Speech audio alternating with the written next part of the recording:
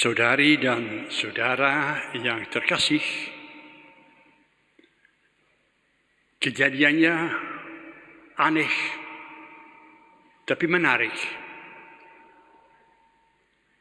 Ada orang yang dihukum mati di kayu salib gara-gara perbuatan-perbuatannya jelek, segudang jelek. Tapi mengapa orang yang jahat itu dihukum oleh masyarakat? Mengapa orang semacam itu dikatakan oleh Yesus, hari ini pun engkau boleh masuk dalam kerajaan surga? Salah omong Yesus atau salah menghukum? Masa lampau si penjahat itu jahat sekali. Berbuat apa saja yang tidak beres. Tapi hebatnya pada saat dia berjumpa dengan Yesus, dia menyesal. Dia bertobat, dia berubah dan mengaku Yesus sebagai anak Allah. Maka bukan karena masa lampaunya, bukan karena mimpinya besok, tapi karena sekarang ini, saat ini, dia menyatakan imannya kepada Allah. Karena itu dia boleh masuk surga. Mungkin saudara mengatakan, loh enak saja. Yang pentingnya nanti kalau sudah mau mati kita bertobat. Sekarang hayo mari kita berbuat yang jahat-jahat. Rugi sendiri. Dan Nabi Yesaya mengatakan, pikiranmu beda dengan pikiran dari Tuhan. Pertimbangan-pertimbanganmu lain sekali dari yang Allah pertimbangkan.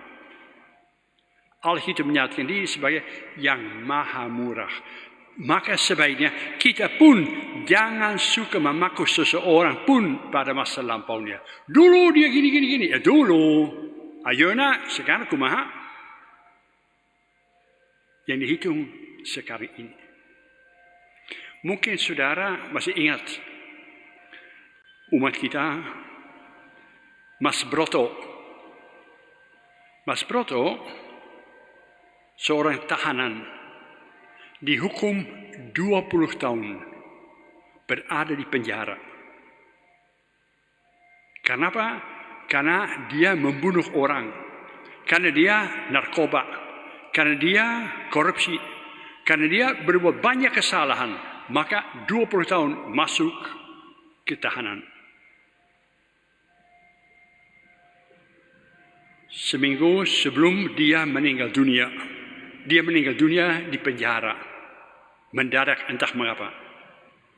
Tapi seminggu sebelum dia meninggal dunia, saya sempat menengok dia. Dan di situ terjadi suatu pembicaraan yang tak terduga. Dia cerita, sudah lupa. Pastor, dulu saya seorang yang sangat rajin ke gereja. Putra altar bertahun-tahun lamanya. Lego Maria, hayo doa rosario berlutut. Menengok orang-orang yang susah, orang yang sakit. Nomor 1 saya. Betul-betul saya orang yang suci. Seharusnya porskel saya, simpanan saya untuk masuk surga banyak sekali. Saya dulu orang yang baik. Tapi mana mungkin saya menengok orang sakit, saya mendoakan orang yang susah, kalau Tuhan sendiri tidak mau memperhatikan kesulitan saya. Ku berdoa kepada Tuhan, minta supaya Tuhan membantu saya, menghilangkan rasa jelek saya. Ternyata Tuhan cicing wai. Tuhan diam saja. Entah mendengarkan doa saya, entah masa bodoh, entah bagaimana. Jadi saya keki, saya jengkel sama Tuhan. Sudah putra alta, sudah Lega Maria, sudah bagian sosial, sudah bagian gini, rajin berdoa. Tuhan tidak mau memperhatikan saya. Tidak nurut sama saya. Maka saya keki. Saya berubah. Saya melawan berbuat apa saja yang jadi bagus. Sialnya, akhirnya saya ditangkap. Sekarang saya nongkrong di penjara hampir 20 tahun. Bapak Mas Broto meninggal dunia tanpa sakramen pengampunan dosa. Nggak ada. Nggak minta. Tanpa mendapat sakramen perminyakan atau sakramen orang sakit. Nggak ada, nggak minta. Akhirnya dia mati. Kemudian keluarganya datang kepada saya, pastor, boleh enggak Mas Broto dikuburkan secara Katolik? Nah, pusing. Dulu, oke, hebat Katolik. Sekarang hebat jahat. Apakah saya harus menguburkan dia secara Katolik? Kemudian saya kembali ingat akan tutur kata yang disampaikan oleh Nabi Yeskiel. Pertimbangan dari Tuhan itu beda sekali daripada pertimbangan dari kalian umat manusia. Tuhan tidak suka menilai manusia. Tuhan itu lebih suka menawarkan belas kasihan, murah hati kepada manusia. Di pintu surga tidak ada saudara mesin yang menghitungkan kesalahan atau kebaikan manusia. Nggak ada. Yang ada di surga, di pintu surga Allah tak lain daripada manusia yang diundang menyerahkan diri kepada kemurahan dari Allah. Tanpa ngomong, dosanya sudah diampuni. Akhirnya sesudah saya mendengar kesaksian dari saudara-saudaranya, Pastor tahu enggak, beberapa jam sebelum dia meninggal dunia, dia menangis. Mas Broto sedih menangis. Entah mengapa.